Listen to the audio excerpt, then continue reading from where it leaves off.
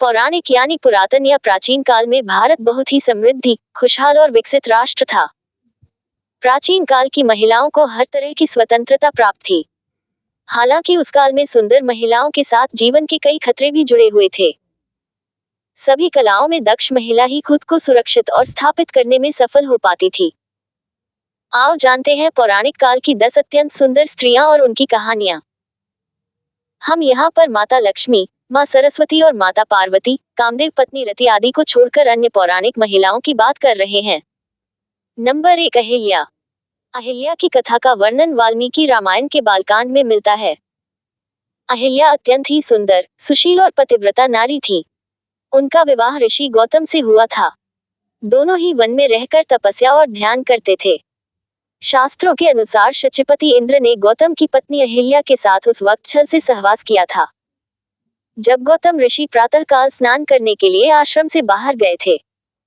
गौतम ऋषि को जब ये बात पता चली तो उन्होंने अहिल्या को पत्थर बन जाने की शाप दे दिया।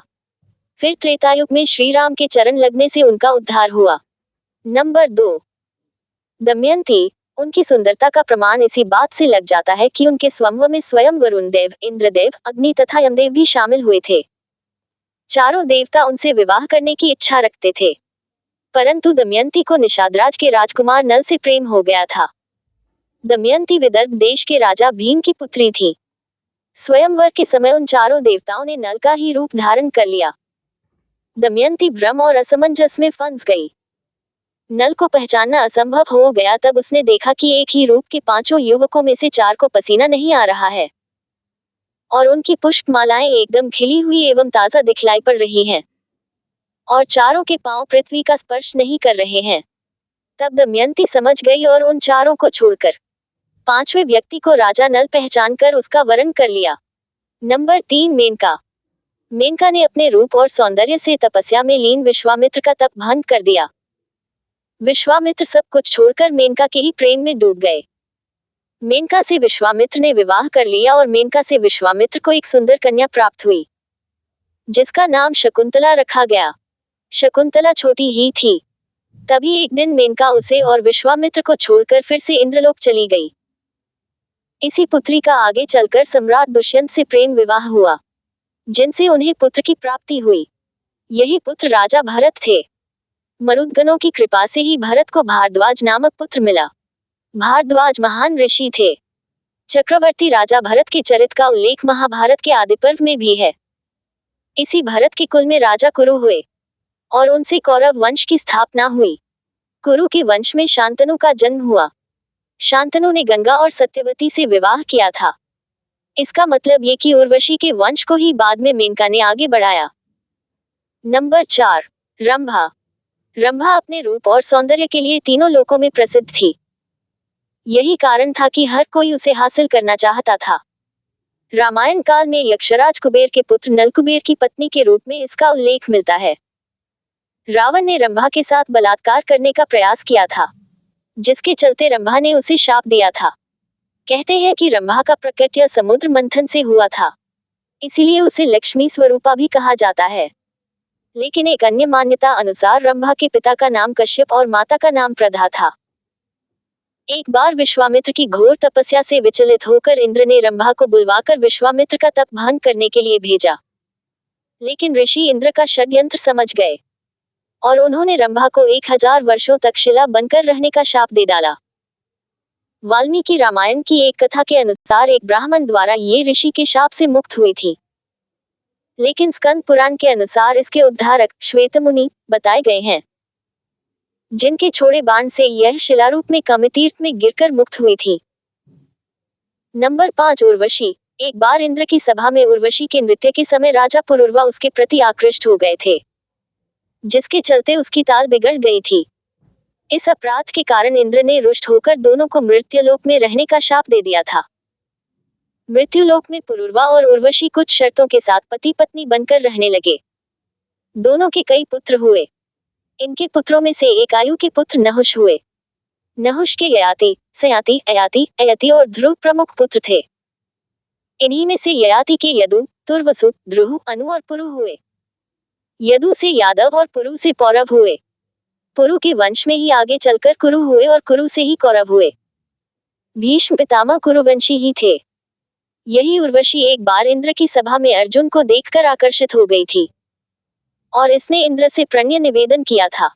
लेकिन अर्जुन ने कहा, हे देवी, हमारे पूर्वज ने आपसे विवाह करके हमारे वंश का गौरव बढ़ाया था, अतः पुरु वंश की जननी होने के नाते आप हमारी माता के तुल्य हैं। अर्जुन की ऐसी बातें सुनकर उर्वशी ने कहा, तुमने नपुंसकों जैसे वचन कहे हैं, अतः मैं तुम्हें शाप देती हूँ कि तुम 1 वर्ष तक पुंसत्वहीन रहोगे। इस तरह उर्वशी के संबंध में सैकड़ों कथाएं पुराणों में मिलती हैं। नंबर 6 माँ सीता। राजा जनक की पुत्री और प्रभु श्री राम की पत्नी माता सीता अत्यंत ही सुंदर और योग्य थी। पंचवटी में रावण ने जब उन्हें देखा तो वह कुछ समय के लिए तो स्तब्ध हो गया था और तब उनसे कहा था कि देवी आपका शरीर सोने के समान दमक रहा है। नंबर 7 सत्यवती। महाभारत काल में सत्यवती धीवर नामक एक मछुआरे की पुत्री थी, लेकिन वह सांवली होने के बावजूद बहुत सुंदर और आकर्षक थी।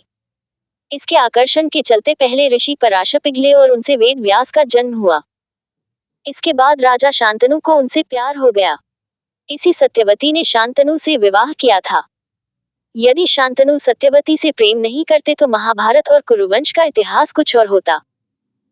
एक दिन शांतनु यमुना के तट पर घूम रहे थे कि उन्हें नदी में नाव चलाते हुए एक सुंदर कन्या नजर आई।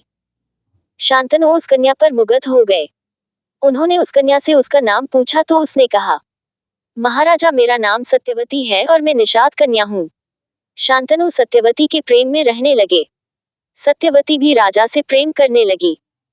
एक दिन शांतनु ने सत्यवती के पिता के समक्ष सत्यवती से विवाह का प्रस्ताव रखा, लेकिन सत्यवती के पिता ने ये शर्त रखी कि मेरी पुत्री से उत्पन्न पुत्र ही हस्तिनापुर का युवराज होकर राजा होगा, तभी मैं अपनी कन्या का हाथ आपके हाथ में दूंगा। राजा इस प्रस्ताव को सुनकर अपने महल लौट आए और सत्यवती की याद में व्याकुल रहने लगे। जब ये बात भीष्म को पता चली तो उन्होंने अपने पिता की खुशी के खातिर आजीवन ब्रह्मचारी रहने की शपथ ली और सत्यवती का विवाह अपने पिता से करवा दिया। नंबर 8 रुक्मिणी और राधा। महाभारत के अनुसार विदर्भ के राजा भीष्मक की पुत्री रुक्मिणी को माता लक्ष्मी का अवतार माना जाता है। भीष्मक और रुक्मिणी के पास जो भी लोग आते जाते थे, वे सभी श्री कृष्ण की प्रशंसा किया करते थे। श्री कृष्ण के गुणों और उनकी सुंदरता पर मुग्ध होकर रुक्मिणी ने मन ही मन तय कर लिया था कि वह श्री कृष्ण को छोड़कर अन्य किसी को भी पति रूप में स्वीकार नहीं करेगी। भागवत में रुक्मिणी हरण का सुंदर चित्रण मिलता है। इसी के साथ राधा रानी के सौंदर्य का वर्णन हमें पुराणों में मिलता है। नंबर 9 द्रौपदी। कहते हैं कि द्रौपदी का जन्म यज्ञ से हुआ था, इसीलिए उसे याज्ञिनी कहा जाता था। द्रौपदी को पंचकन्याओं में शामिल किया गया है। पुराणानुसार 5 स्त्रियां विवाहिता होने पर भी कन्याओं के समान ही पवित्र मानी गई है। अहिल्या, द्रौपदी, कुंती, तारा और मंदोदरी। नंबर 10 सत्यभामा। राजा सत्यजित की पुत्री सत्यभामा भगवान श्री कृष्ण की पत्नी थी। सत्यभामा बहुत ही सुंदर थी और देवमाता अदिति से उनको चिरयौवन का वरदान मिला था। वह राजकार्य और राजनीति में रुचि लेती थी। नरकासुर से युद्ध के दौरान सत्यभामा ने भी युद्ध लड़ा था। सत्यभामा के कारण ही धरती पर पारिजात के वृक्ष पाए जाते हैं, क्योंकि उन्होंने श्री कृष्ण से इसे स्वर्ग से लाने को कहा था। इसके अलावा रावण की पत्नी मंदोदरी, बाली की पत्नी तारा भी बहुत सुंदर थी। महाभारत काल में अर्जुन पत्नी सुभद्रा, उलूपी और चित्रांगदा भी बहुत सुंदर थी। पुरुवंश के राजा दुष्यंत की प्रेमिका शकुंतला, शांतनु की पत्नी गंगा, कृष्ण के पोते अनिरुद्ध की पत्नी उषा आदि भी बहुत ही सुंदर थी। अप्सराओं में मेनका, उर्वशी और रंभा का नाम इसलिए लिया क्योंकि इनके कारण ही धरती पर मानव वंश का विस्तार हुआ। हालांकि और भी अप्सराएं हैं, जिनके कारण धरती पर कई तरह की कहानियों का जन्म हुआ।